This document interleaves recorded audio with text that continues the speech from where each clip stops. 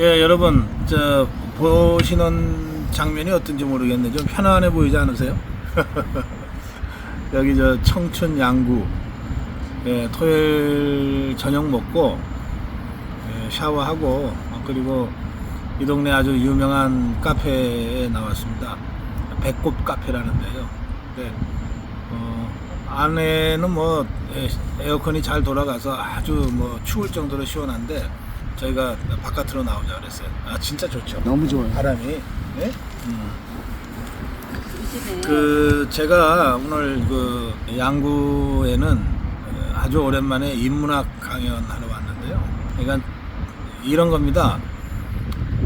이 사회과학은 지식을 주고, 인문학은 영혼을 살찌워요. 그래서 저는 모든 공부의 시작이 인문학이라 이렇게 늘 생각을 해왔어요. 근데 저라고 해서 아주 어릴 때부터 인문학을 열심히 한 건 아니고요. 저도 민주화 운동을 하고 또 사회과학, 정치학을 하면서 사실 인문학을 제대로 공부할 기회가 없었어요. 인문학이라고 하기보다는 시, 소설, 또 음악이나 미술 이런 폭넓은 교양을 제대로 공부한 적이 없었어요. 제가 그런 폭넓은 독서를 하게 된 시기는 예전에 민주화 운동하다가 감옥 가서 한 2년 감옥 살 때, 그때 정말 감옥에서 할 일이 없어가지고, 감옥에도 도서관이 있거든요. 그 도서관에 있는 책들을 읽기 시작했어요. 그러면서 감옥에서 성경도 다시 읽게 되고, 또 불경도 읽게 되고, 그리고 여러 번 도전했는데 실패했던 책이 있습니다. 까라마조프가의 형제들이라든지, 또는 전쟁과 평화라든지 이런 책들을 감옥에서 제가 저는 다 읽어냈습니다. 그러면서 제가 감옥을 사는 게 86년, 87년, 88년이니까요. 29, 30 이때거든요.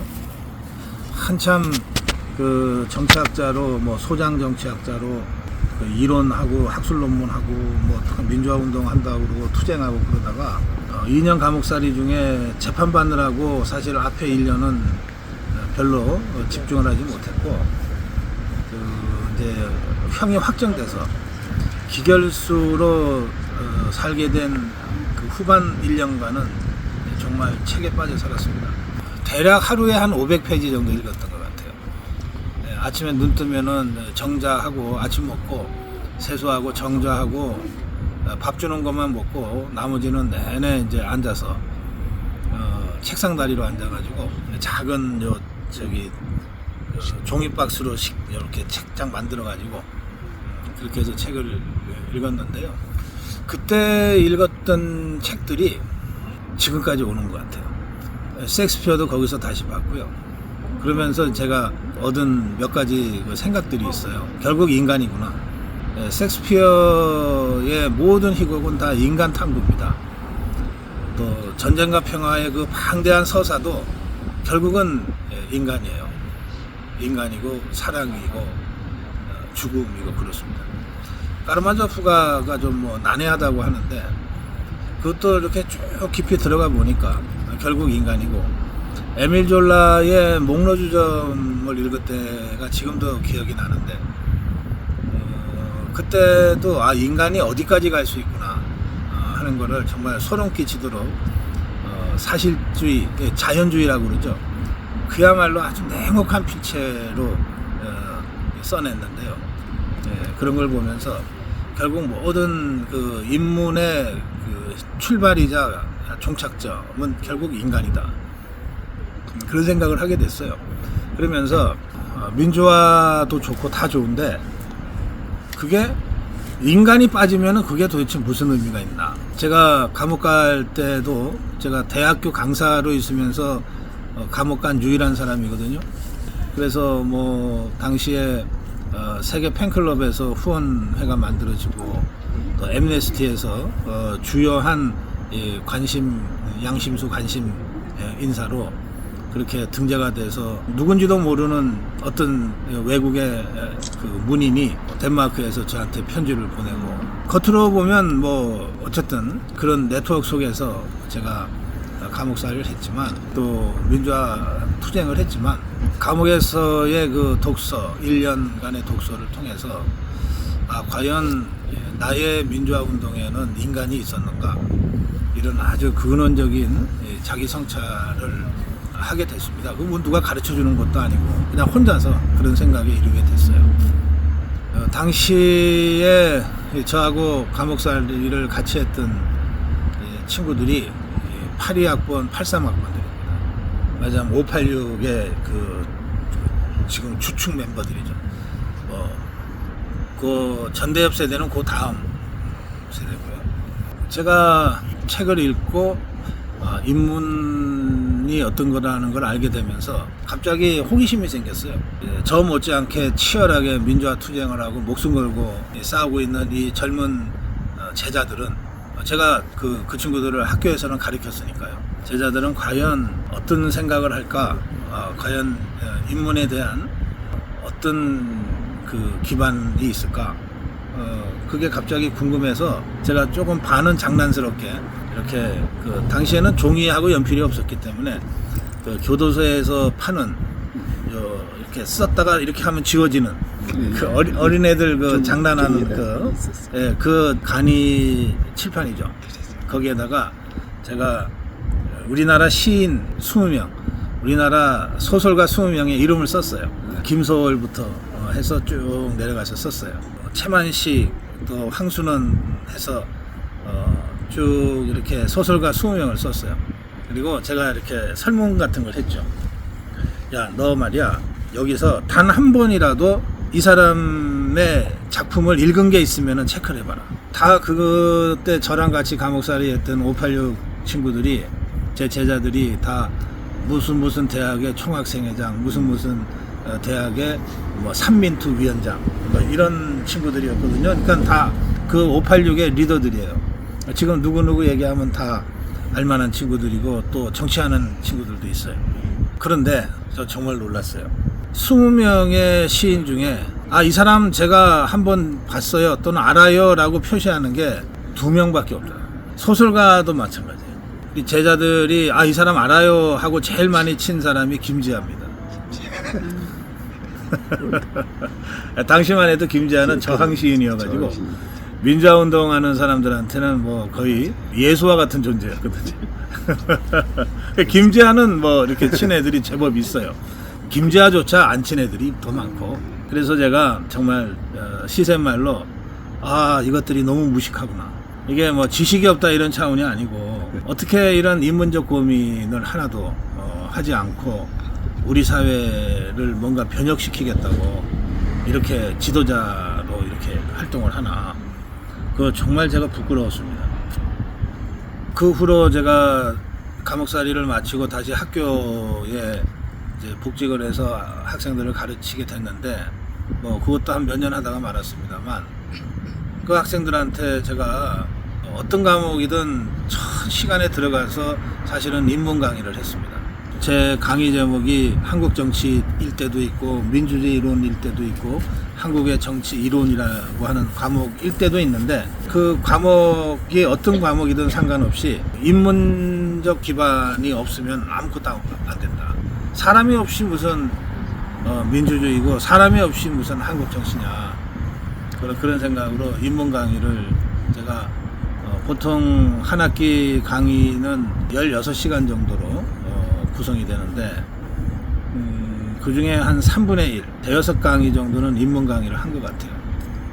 애들 처음에는 이제 학생들이 한국 정치 배우러 왔는데 갑자기 뭐 시와 소설과 미술을 얘기하니까 좀 당황하기도 하고, 또 이게 어렵거든요.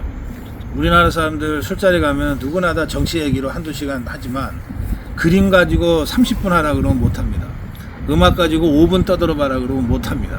시 소설 가지고 얘기 꺼내는 순간에 이거 재미없는 얘기 뭐 이렇습니다. 우리가 인문적으로 굉장히 척박하고 천박합니다. 그런데 그 이후 세대들 있잖아요. 586 세대의 바로 밑세대. 그러니까 뭐 87학번, 88학번 해서 지금까지 오는 이 세대들. 지금은 다 통칭해서 586이라 그러지만 많이 다릅니다. 이 세대들은 진짜 종북 주사파 세대인데 이 친구들은 더 심각해요. 왜냐하면 이 친구들은 그냥 북한에서 보내는 방송을 녹취한 걸 가지고서 민주화 운동이라고 배웠거든요. 그러니까 걔네가 배운 것은 어떤 거냐면 김일성 장군이 나뭇잎 타고 압록강을 건넜다 뭐 이런 겁니다. 그리고 뭐 주체 사상이 뭐다는 거 뭐 이런 거예요. 그러니까 이게 586에서도 8283학번 이 초기 586들은 그래도 자기 실존적 고민이라는 게 좀 있었어요. 우리 선배들인 우리들이 그 후배들을 제대로 가르치지 못해서 그들에게 그 인문적 고민과 이 어떤 교양의 기반을 만들어주지 못한 책임이 크죠. 그런데 그 세대를 지나서 8788 이후에 이른바 종북 주사파 세대는 아예 그런 고민이 끼어들 여지가 없습니다. 그래서 바로 그 세대들이 지금 우리나라의 그 더불어민주당 종북 주사파의 뭐 지도자들이 돼서 뭐 국회의원 3선 4선 하고 있고 뭐 장관을 하고 있고 대통령 뭐 비서실장을 했고 막 이런 겁니다 지금. 그래서 저는 당장의 이념 투쟁을 통해서 종북 주사파를 척결하는 것도 중요하지만 그걸 척결하고 나면 정말 폐허밖에 안 남을 거예요. 이 폐허를 뭔가 그 제대로 된 인문적 그 컨텐츠로 채워서 다시 세워야 된다 이렇게 생각해요. 그러니까 일대 문해부흥이 필요하죠. 오늘 제가 이제 양구까지 와서 그 인문학 강의를 하게 된 것은 이제 그런 저의 평소의 문제의식이 나타난 겁니다. 예를 들어서 우리가 셰익스피어 그러면 잘 아는 것 같아요. 뭐 햄릿이다, 뭐 리어 왕이다, 뭐 잘 아는 것 같아요. 뭐 베니스의 상인이다. 그런데 셰익스피어의 이 모든 그러니까 셰익스피어는요 소설가가 아니라 희곡가입니다. 예, 그러니까 연극을 대본을 쓴 사람이에요. 그러니까 셰익스피어의 작품은 소설처럼 쓰여 있는 거는 다 그게 오리지널이 아닙니다. 뭐 가짜라고까지 할 건 없지만 그건 셰익스피어가 아니에요. 셰익스피어는 대사로 이루어지고 또 지문으로 이루어지는 이 희곡으로 읽어야 셰익스피어를 읽는 거예요. 그러면 셰익스피어의 그 대사들 주고받으면서 또 막간에 설명하는 지문을 통해서 이게 형상이 이렇게 떠올라야 되거든요. 우리나라의 대부분의 청년 학생들이 셰익스피어 햄릿 얘기하라 그러면 뭐 우유부단하고 뭐 고민이 많고 막 설명해요. 그러나 거의 대부분은 셰익스피어 햄릿을 그 희곡으로 보지를 못해요. 이거는 아주 심각한 그 영혼의 빈곤입니다. 제가 예전에 그런 경험이 있어요. 그것도 한 30년 됐는데 당시에 그 시민사회 단체 시민운동을 했던 모모하는 그 제법 유명한 그 시민단체 리더들하고 유엔이 주최하는 삶의 질 대회 1993년 코펜하겐에서 그 대회가 있었어요. 거기에 이제 각국의 정상들 당시에 제가 기억하기로는 미테랑 프랑스 대통령도 왔고 김영삼 대통령도 갔고 또 힐러리 클린턴도 왔고 막 그래요. 이런 사람들이 와서 이제 토론하는 정치인 세션이 있고 전 세계의 시민단체 활동가 세션이 따로 있었는데 그 중에 한 사람으로 제가 참가를 했습니다. 이제 하고 나서 하루가 남았어요. 이제 그 당시에 우리 시민단체 대표단이 한 40명쯤 됐는데 다 외국을 잘 몰랐죠. 저는 운 좋게 그 3년 전에 스페인 마드리드에서 있은 사회학 대회의 발표자로 제가 초청을 받아서 한국에서의 민주주의의 이행 과정이라는 주제의 발표를 한 적이 있거든요. 그때 제가 나간 김에 저도 그때 여권 처음 받아서 나갔어요. 나간 김에 한 2달 배낭 메고 혼자 배낭여행 한 적이 있거든요. 그래서 세계 삶의 질 대회가 코펜하겐에서 열렸기 때문에 코펜하겐에서 딱 하루 시간 여유가 남았을 때 제가 제안했어요. 여기서 기차나 버스로 1시간 반 정도 가면, 지금 제가 오래돼서 그 성 이름이 정확하게 생각나지 않는데 크롬버그 성인가 하여튼 그런 성이 나와요. 그게 영국하고 그 덴마크 사이에, 바다를 사이에 영국 쪽을 향해 있어요. 그게 햄릿의 부대입니다. 그 햄릿은 이제 영국의 왕자지만 어떤 크롬버그 성인가 거기에서 이렇게 벌어지는 일인데, 그 성을 우리가 하루 남았으니까 갔다 옵시다. 왔다 갔다 저 버스 대전에서 갑시다. 우리가 40명쯤 되니까 딱 버스 한 대면 됩니다. 해서 이렇게 계산을 해보니까 우리 돈으로 한 10만 원 정도 되더라고요. 그래서 10만 원씩 내고 갑시다. 여기는 영문학을 하는 사람들이면 일부러 이 성을 보기 위해서라도 여기까지 오는 곳입니다. 우리가 참 운 좋게 하루 시간을 벌었으니 갑시다. 그러니까 다들 처음에 뭐 그럽시다 해서 그렇게 하기로 했어요. 그래서 버스 예약까지 했어요. 그리고 나서 다음날 아침에 이제 출발하려고 일어났더니 버스가 없는 거야. 밤 사이에 반란이 일어나가지고 아니 거기 뭐하러 가? 뭐 우리가 뭐 여기 와서 뭐 무슨 이제 섹스표 뭐 그런 거 뭐 볼 일이 뭐 있어? 뭐 이래가지고서 자기끼리 없애버린 거야. 돈도 아깝고. 우리 뭐 섹스피어를 아냐 모르냐가 문화의 척도는 아니지만 그만큼 참 저기 척박했어요. 그래서 어떻게 해요? 버스 다 취소시켰다 그러는데, 그래서 그러면 알아서도 하시라고. 그래도 다 같은 시민운동하는 안면들이 있는 이런 사람들이니까 뭐 어떻게 할 수 없죠. 뭐 그러면 그럼 뭐 하실래요? 그러면 그랬더니 뭘 하자는 주장도 못 하는 거예요. 그게 뭐 코펜하겐 다 처음 왔으니까. 그러면서 나만 쳐다보길래, 그래 내가 할 수 없이 정말 화는 났지만 꾹 참고, 그러면 여기에 티볼리 공원이라는 데가 있으니까 티볼리 공원을 그럼 갑시다. 티볼리 공원이라는 데가요, 저 세계에서 첫 번째로 만들어진 테마파크예요.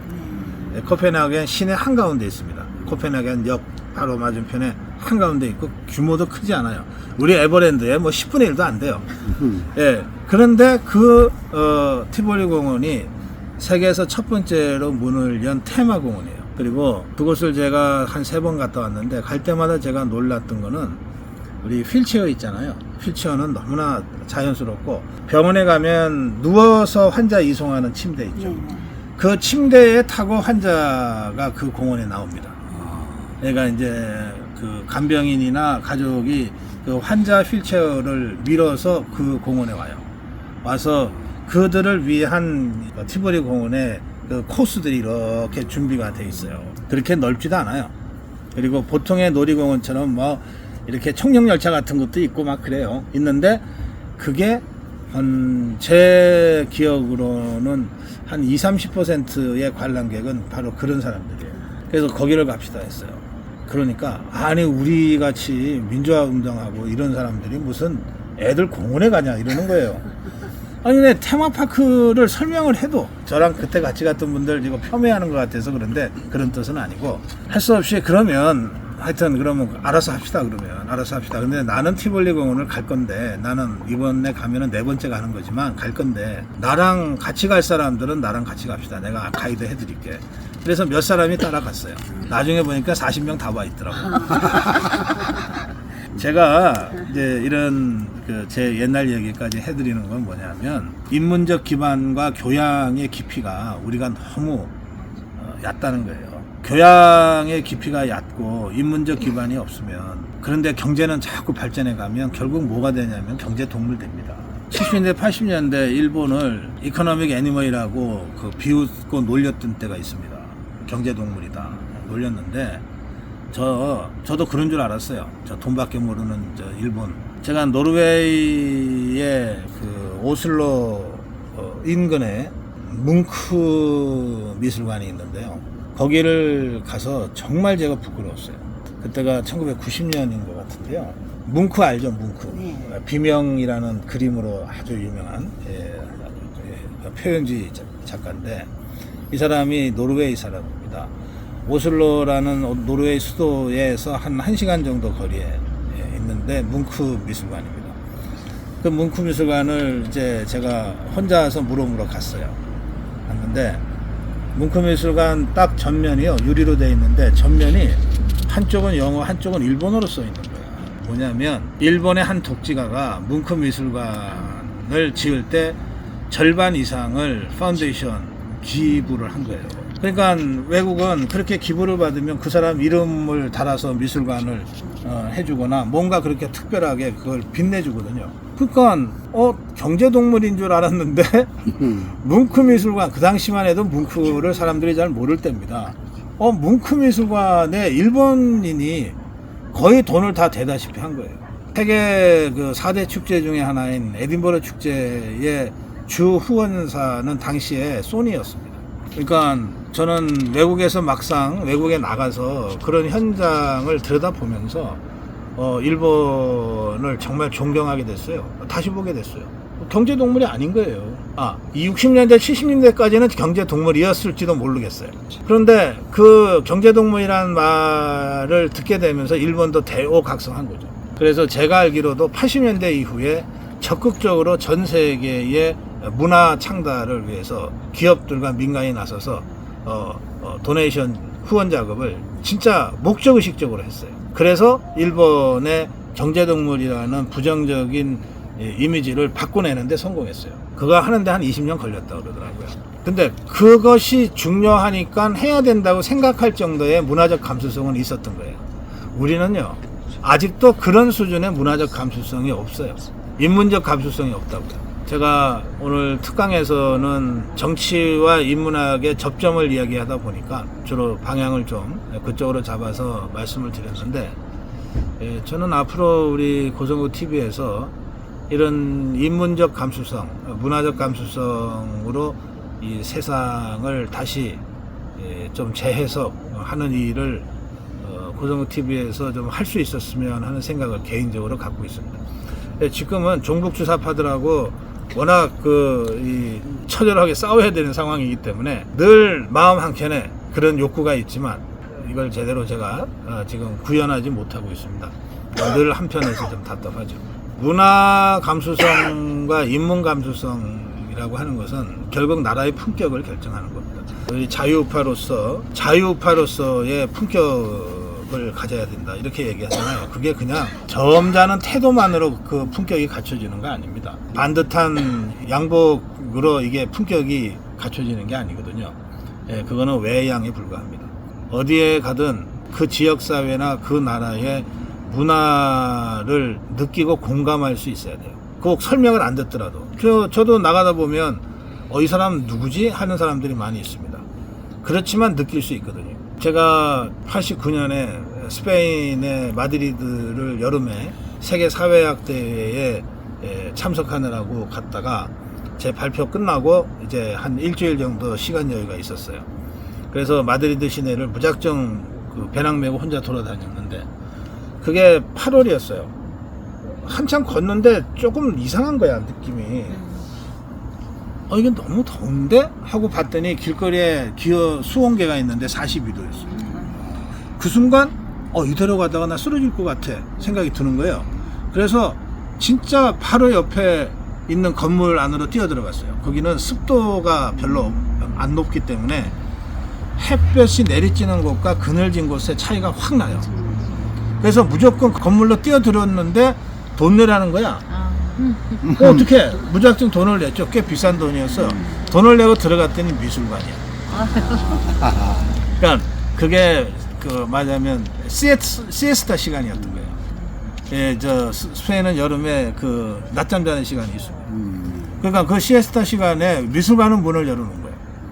그러니까 문 열린 집이 그 집밖에 없었어요. 큰 궁전 같은 건물인데 그게 세계 3대 미술관 중에 하나인 프라도 미술관이었어요. 그러니까 프라도 미술관이 뭔지도 모르고 뛰어 들어갔어요. 뛰어 들어간 김에 이제 그림이 있어서 이렇게 보기 시작했는데 거기서 제가 세 가지를 봤습니다.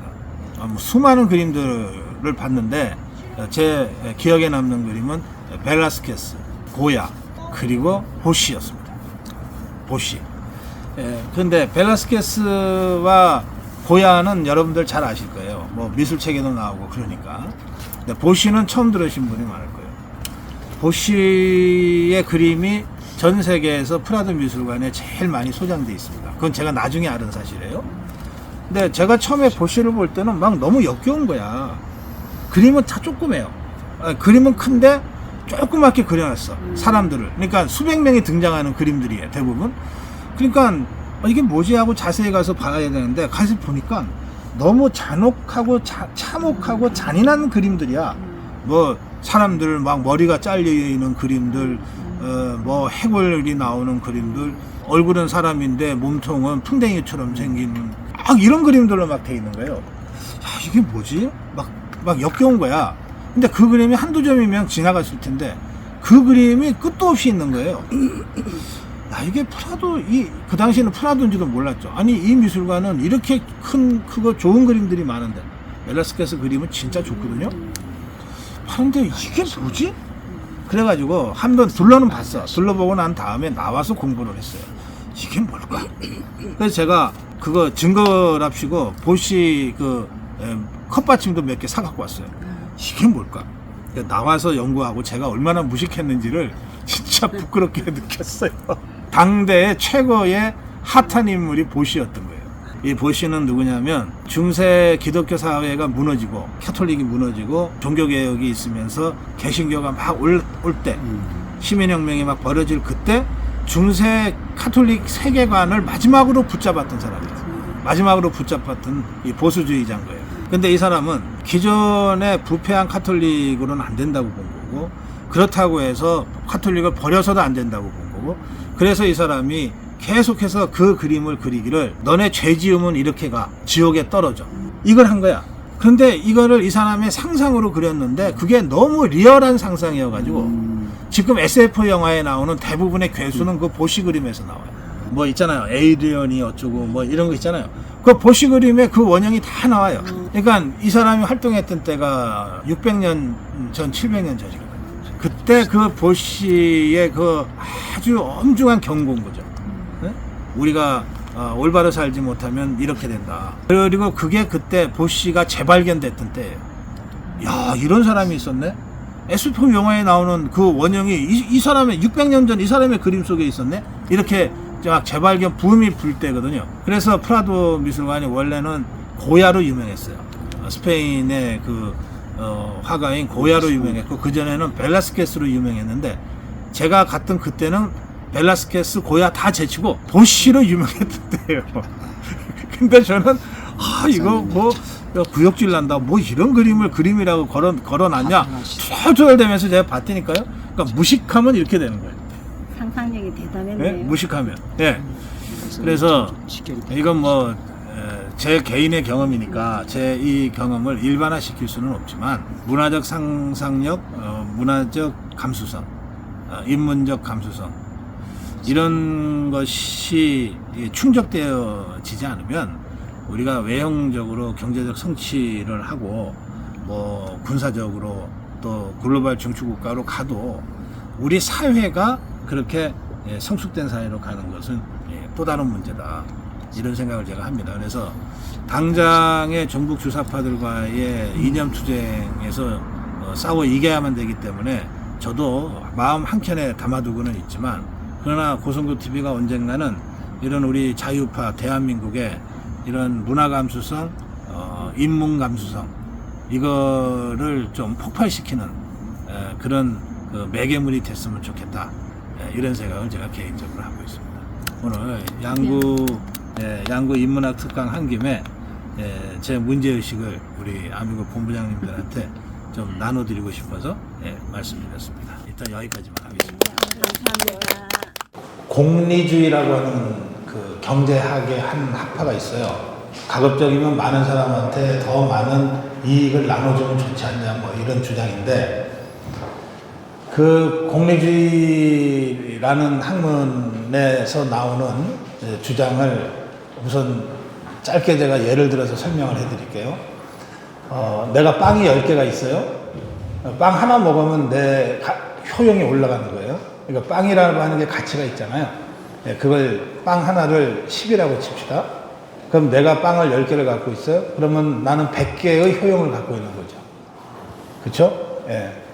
그런데 이 빵이라는 놈이 아주 이상해서 처음에 내가 배고플 때 처음에 하나 먹을 때는 너무너무 맛있고 그래서 진짜 열의 효용 가치가 와. 그런데 하나를 먹었어. 약간 배가 찼어. 그런데 또 하나 두 번째를 먹으면 그때는 처음 먹은 빵만큼 맛있지가 않아요. 그래서 효용 가치가 약간 떨어지죠. 그래서 9의 효용 가치밖에 안 나와요. 세 번째 먹으면 8, 네 번째 먹으면 7. 이런 식으로 효용 가치는 떨어져요. 한계 효용 체감의 법칙이죠. 이게 떨어지거든요. 그래서 내가 빵을 10개 갖고 있고 이게 내 빵이기 때문에 내가 다 혼자 먹어도 돼. 그러면 나는 전부 빵 10개를 다 먹으면 마지막에는 진짜 꾸역꾸역 먹겠지. 공은 받듯이. 그래서 다 먹으면 나는 55의 효용 가치를 구현하는 거예요. 그런데 이 빵을 나랑 똑같이 배고픈 사람들한테 나는 하나 먹고 나눠준다고 생각을 하면 그러면 나는 첫 번째 빵 10개의 효용 가치를 실현하죠. 내 빵을 두 번째 빵을 옆에 사람한테 나눠주면 그 사람도 10개의 효용 가치로 맛있게 먹겠죠. 그러면 빵을 10명한테 다 나눠서 나도 하나 먹고 나머지 9명한테 다 나눠주면 전체의 효용 가치는 얼마냐? 100이죠. 똑같은 빵 10개인데 먹는 방법에 따라서 효용 가치가 55가 될 수도 있고 100이 될 수도 있어요. 그러니까 가급적이면 같은 빵이라도 55로 끝내지 말고 100으로 효용 가치를 높이는 것이 우리한테 다 좋다. 이게 공리주의예요. 그게 사회복지 기본 정책의 아주 기본 철학입니다. 자, 그런데 여기까지는 경제학이야.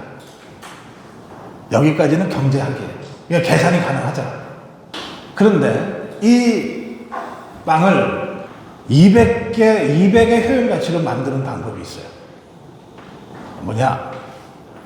내가 갖고 있는 빵을 이제 나눠주기 시작해. 9명한테 차례차례 나눠줬어. 그런데, 그리고 나는 이제 남은 하나를 내가 먹어야 되잖아. 그런데 그때 진짜 가난해 보이는 한 사람이 나타났어. 내가 먹을까? 저 사람한테 나눠줄까? 망설이다가 너무너무 저 사람이 불쌍해서 차라리 내가 안 먹고 말지. 그리고 내가 먹는 걸 포기하고 그 사람한테 줬어. 그러면 그 사람도 10개의 효용 가치가 생기죠. 그럼 100이에요. 그런데 나는 안 먹었으니까 0인 것 같죠? 나는 내 모든 걸 포기하는 그 순간 100 이상의 효용 가치를 내 스스로 느낀다는 거예요. 이게 기부입니다. 그러니까 기부는 자기가 행복하기 위해서 한다는 거예요. 결국은. 처음에는 동기는 그렇게 시작 안 됐을지 모르지만 하다 보면 기부를 받는 사람보다 기부를 하는 사람이 훨씬 더 행복해진다는 거예요. 그래서 일종의 마약같이 자꾸 기부하게 된다는 거거든요. 이때 내가 효용가치 10을 포기함으로써 얻게 되는 계산할 수 없는 엄청난 희열, 행복감, 이건 경제학이 계산을 못해요. 여기서부터 인문학으로 들어가는 거예요. 경제학은 우리가 사회과학이라고 그러잖아요. 10개의 빵을 갖고 100개의 효용가치를 만들어낼 것인가, 55의 효용가치로 끝낼 것인가를 계산하는 건 경제학이야.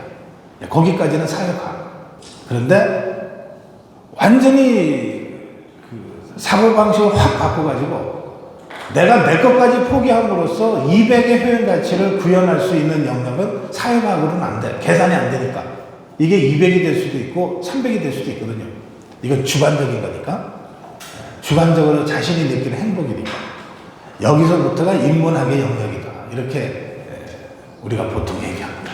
그러니까 모든 학문은 다 궁극적으로는 인간을 위한 거예요. 그런데 이 인간을 탐구하는 학문에서 숫자로 계산할 수 있는 부분을 사회과학이라고 얘기합니다. 예를 들어서 인간과 인간의 관계가 굉장히 복잡한데 다층적인데 그 중에 인간과 인간의 경제적 관계만 딱 집중해서 연구하면 경제학이 되는 거예요. 그리고 인간과 인간 사이의 권력 관계를 집중적으로 연구하면 그게 정치학이 되는 거예요. 또 인간과 인간의 정치관계, 경제관계를 포함한 사회적인 관계를 연구하면 사회학이 되는 거예요. 근데 이 어떤 곳에도 인간의 영혼을 연구하는 학문은 없어. 심리는 연구할 수 있지만 영혼은 연구할 수가 없어요. 이거는 연구가 아니라 이해하고 느끼는 것이거든요. 예, 그게 인문학이에요. 과학 만능의 시대가 돼가지고 뭐든지 계량화, 숫자로 표현되지 않으면 믿지 못하는 시대가 됐어요.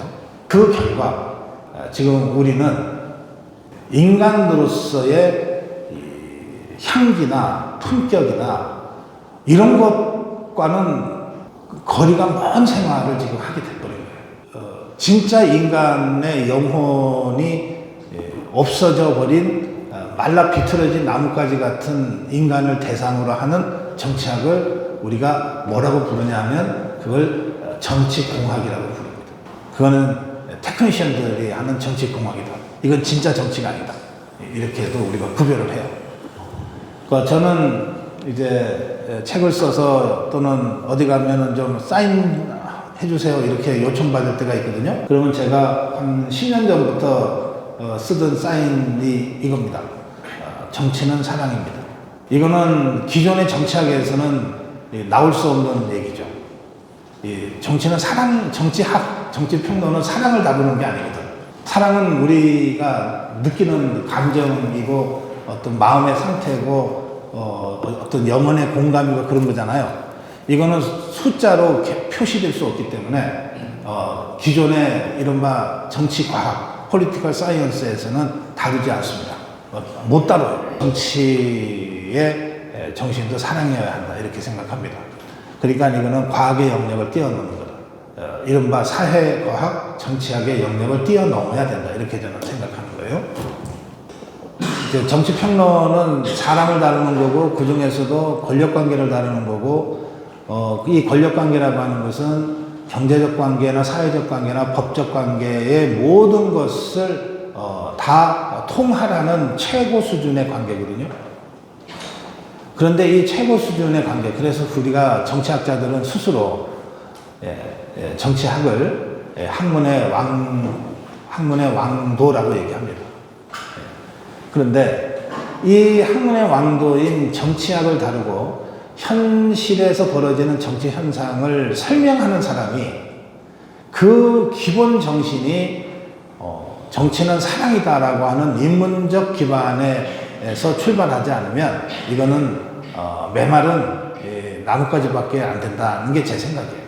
정치의 본원은 출발은 사랑이라고 저는 생각하는 것인데요. 그 사랑이 없으면 아까 말씀드린 공리주의에 45냐 100이냐는 논리할 수 있지만 이걸 200으로 만들 방법은 없는 거예요. 계산을 넘어서는 어떤 영혼의 공감 속에서 결단으로 이루어지는 거거든요. 그리고 우리는 그것을 지향하는 것이 마땅하다 이렇게 생각하는 거예요. 다시 아까 공리주의 얘기로 들어가면 45를 할 거냐 100을 할 거냐, 그래서 사회 전체로 봐서는 100의 효용 가치를 구현하는 것이 더 좋은 거다라고 하는 주장은 제레미 벤담까지의 공리주의자들의 얘기입니다. 근데 이걸 우리가 200도 만들 수 있고 300도 만들 수 있어. 그러려면 빵을 갖고 있는 이 사람이 인간적으로 고양되어야 돼.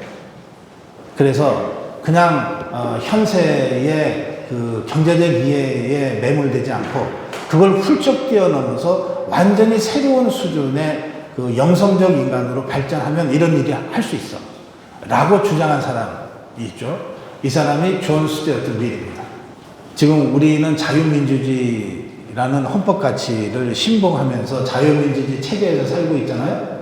이 자유민주주의의 핵심인 자유주의, 이것을 완성시킨 사람이 존 스튜어트 밀입니다. 그러니까 이 사람은 자유라고 하는 것은 이렇게 인간을 완전히 한 단계, 두 단계 완전히 업그레이드 시켜서 고양시켜서 보통 인간이 꿈꿀 수 없는 불가능하다고 생각하는 어떤 일까지 하는 단계로까지 올라갈 수 있는 힘이라고 보는 거예요. 그게 자유주의 핵심이라는 거예요. 그래서 심지어는 이 사람이 이렇게까지 얘기합니다. 인간은 무모한 존재라서 뻔히 그 길을 가면은 실패한다고 많은 사람들이 이야기해도 그래도 내가 해보지 않았으니까 나는 못 믿겠어 하고 그 길을 가서 실패를 하고 실패 속에서 더 큰 교훈을 얻어서 한 단계 앞으로 전진하는 존재가 사람이다 이렇게 얘기해요. 그게 우리 인간의 역사예요. 그러니까 이 사람의 그 동기는 뭐냐? 자유라는 거예요. 자유를 박탈하면 어떤 사람도 위에서 가지 말라 그러면 안 가고 위에서 왼쪽으로 가라 그러면 왼쪽으로 가고 기계처럼 움직이게 돼 있다는 거죠. 그래서 자유가 박탈된 사회는 어떠한 발전도 불가능한 사회가 되는 거예요. 그러니까 전체주의 공산주의 사회는 자유를 박탈했기 때문에 어떠한 전진도 있을 수 없는 거죠. 그게 존 스튜어트 밀의 자유주의의 핵심이에요. 그리고 이 사람이 제가 생각하기에 최고의 자유주의 철학자예요. 왜 저는 정치는 사랑이다, 법학은 사랑이다, 모든 사회과학은 사랑이라고 생각하냐면, 사랑에서 출발해야 된다라고 생각하냐면, 사랑이 우리 인간이, 자유로운 인간이 느끼고 행동할 수 있는 최고로 고양된 행동이라고 제가 생각하기 때문에 그래요.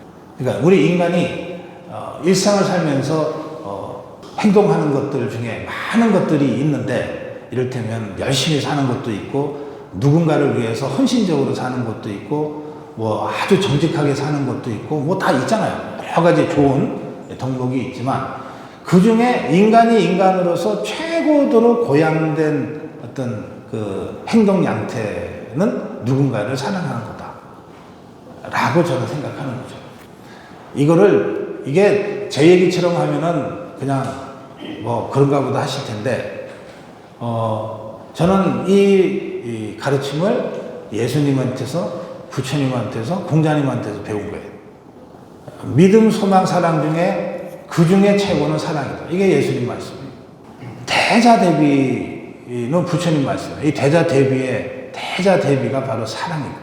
자비라고 하는 것이 사랑이다. 인간에 대한 사랑이라는 거예요. 공자님이 말씀하시기를 측은지심이 없으면 인간이 아니다 그랬어요. 이 측은지심이 바로 사랑이에요. 공통적으로 인간이려면, 그리고 인간이 좀 더 괜찮은 인간이려면 어디에서 출발해야 되냐? 사랑에서 출발해야 된다는 말씀을 수천 년 전부터 해오신 거죠. 모든 사랑은 다 저는 정당하다고 생각하지만, 그러나 기왕이면 그 사랑이 좀 더 고양된 이런 사랑이었으면 좋겠다. 또 그 고양된 사랑이면 우리 사회가 건강하게 발전해 나가는데 조금이라도 더 도움이 된다 이렇게 생각하는 거죠. 어떤 방법이 이게 있겠느냐. 저는 그 점에서 두 가지를 하려고 그럽니다.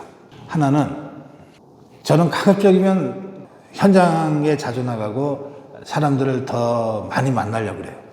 이건 사람마다 다 다르니까 제 스타일을 제가 여러분께 그냥 강요하고 싶지는 않고, 저는 이렇다고 설명드리고 싶은데, 저는 사람을 만나면 없던 사랑의 감정도 생기는 것 같아요. 피가 돌고 살이 움직이는 그 사람과 직접 손잡고 만나서 얘기하고 눈 쳐다보고 뭐라도 같이 먹기도 하고 같이 하기도 할 때 제가 느끼는 그 감정은 훨씬 클 것 같다는 거예요. 그래서 더 많이 만나는 것이 사랑을 키워나가고 사랑을 고양시키는데 도움이 돼요. 저 경우에는 그래요. 그 다음에 이제 두 번째는요, 그러다 보면 호기심이 자꾸 발동하죠. 저는 사람이 나이 들어 죽는 게 아니라 정신이 메말라서 죽는다고 생각하는데요. 이 정신이 메마르는 그 가장 뚜렷한 징조는 호기심이 없어지는 거예요. 뭘 봐도 그냥 시큰둥하고 그게 그거지.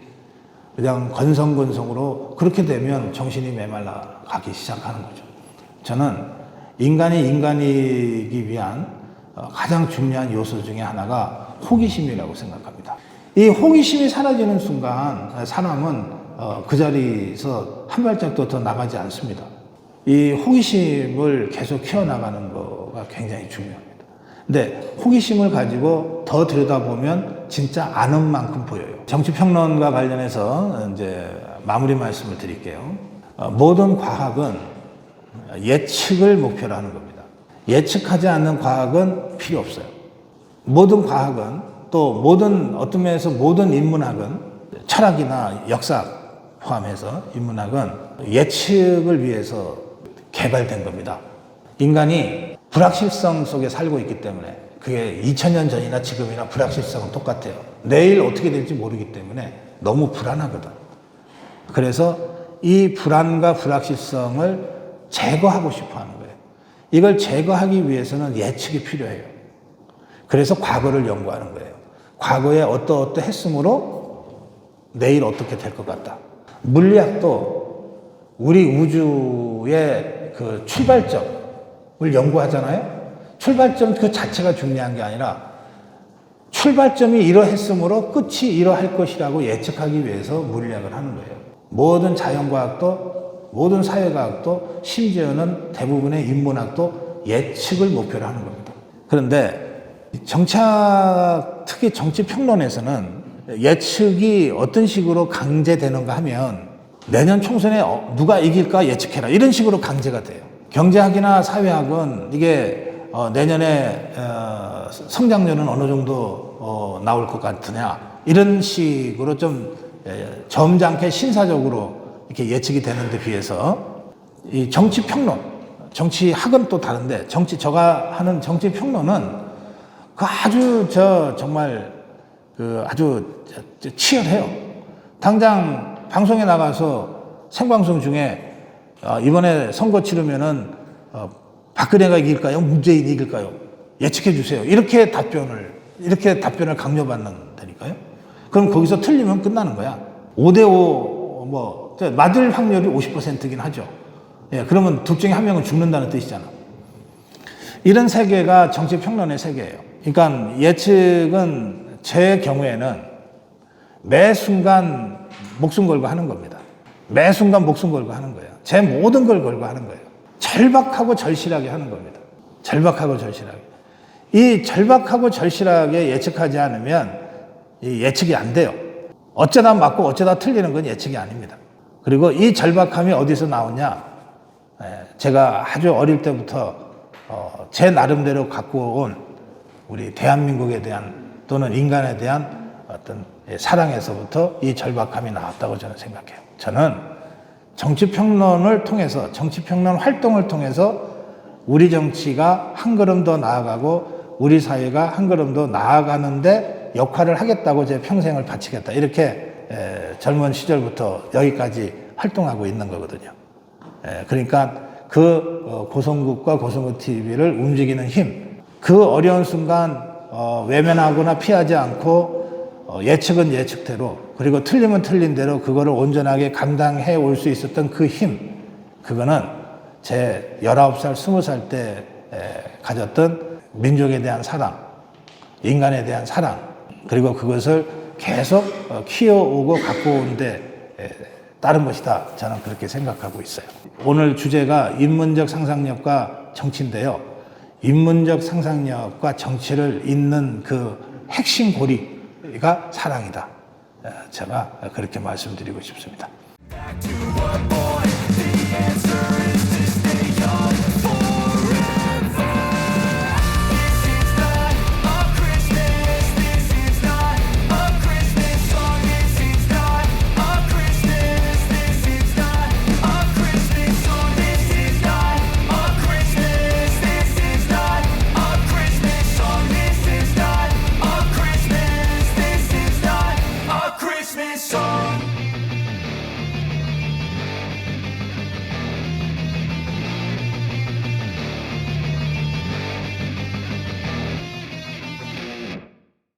고성국TV는 자유우파의 유일 정론 방송입니다. 고성국TV는 윤석열 정권을 지켜내고 2024년 총선을 승리로 이끄는데 모든 힘을 다 쏟아부을 것입니다. 고성국TV가 어떠한 외압에도 흔들리지 않고 오로지 자유우파의 정론방송으로 나아갈 수 있도록 후원해 주십시오.